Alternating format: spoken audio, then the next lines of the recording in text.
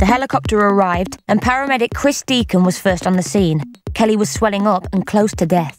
Kelly was very pale. She was unconscious. Air from Kelly's lungs was leaking into her chest cavity, which is potentially fatal. A lot of air trapped underneath the skin, sort of in the subcutaneous layer. Feels like rice bubbles. That's Rice Krispies to those who don't speak Kiwi. The escaping air put pressure on Kelly's lungs, making breathing even more difficult. If I didn't do the right thing, she would die. She needed an urgent decompression of her chest, which is done with a very big needle. Oh mate, that is humongous. The steel goes down into the chest and the air can escape out. We can do more damage than good if it's in the wrong place. A chest decompression is usually used as a last resort. For me, it was either this working or Kelly not being alive. Kelly being blown up like a pufferfish. I couldn't see any of her anatomical landmarks, so I measured off myself. So using his own body as a reference, Chris attempted to plunge the needle into Kelly, which proved difficult. A lot of the ribs were broken. As I was trying to push the needle in, the chest just kept moving away from me. It was just collapsing away. Finally, Chris got the needles into Kelly's chest, who thankfully began to breathe again, but only just.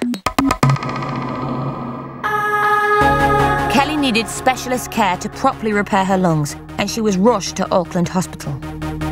She was critically ill. She was gasping for breath, she was very blue, she was cold, and she was quite close to death at that point. Doctors needed to see what damage the Dolphin had caused internally. Kelly was rushed for x-rays and scans. Extensive bruising to her lungs. It showed widespread rib fractures on both sides. It showed collections of air in the lung cavity. That made the first actions relatively clear-cut in that we needed to put a tube in to support her breathing, and we needed to put 2 drains into her chest to allow the lungs to re-expand. When Kelly came to, there was only one thing she wanted to know. Is the Dolphin okay? Which is pretty typical of an animal lover. With the important questions answered, Kelly's treatment began. Most of our intensive care patients are out of the ICU within a day or two, but Kelly was there for over 10 days on a ventilator, and that was because it took that long for her lungs to heal. Under expert one-to-one care, Kelly's broken ribs and pelvis slowly grew scar tissue, which over time turns into rigid bone, and her liver and lungs healed like a cut on the skin scabbing over. I had no idea how sick I was. I had fought for my life. I had no comprehension of that whatsoever. After 6 weeks in hospital, the hard work for Kelly really began. With the help of a physio, Kelly strengthened her muscles and joints. When something like this happens in your life with someone that you care about, love, you find out what's important. Kelly and Dion decided to tie the knot.